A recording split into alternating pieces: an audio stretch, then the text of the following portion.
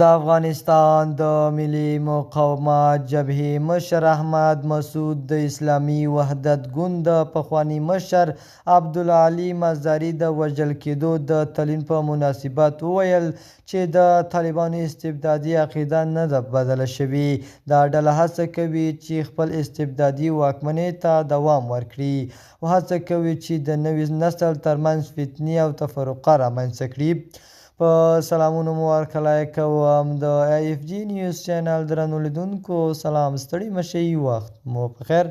پام مو راګرځوم د دې ساعت مهم خبر ته په سر کې یادونه کوم ملګرو که مو چینل نوي سبسکرایب کړی د مهمو خبرونو لپاره در سره AFG نیوز چینل په درنښت سره سبسکرایب کړئ. ښاغلی مسعود د چهارشنبې په ورځ د مزاري د وژنې 88م تلین په مناسبت یو غږیز ټیپ خپور کړ او ویې ویل چې د خلکو د حقونو لپاره د مبارزې بریا یووالي ته اړتیا لري. هغه زیاته کړه، نن ورځ زموږ د شهیدانو د ارمانونو په ځانګړي ډول د استاد مزاري په څېر د شهیدانو د ارمانونو د تحقیق لپاره زموږ یووالی او همغږي اړینه ده او واجبه ده چې نن یې د شهادت کلیزه ولمانځو.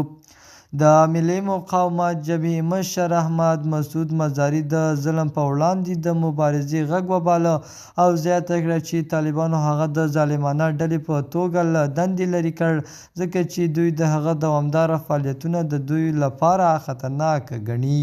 مسعود څرګنده کړه، ښاغلی مزاري د نوي نسل او سبا د بیدارولو لپاره ډیره مبارزه او کار کړی دی. هغه تر مرګه د خپلو خلکو او هیواد لپاره بېساري زړورتیا او عزت سره مبارزه وکړه. د AFG نیوز چینل درنو لیدونکو، دا و زموږ د دې ساعت چمتو شوی خبر.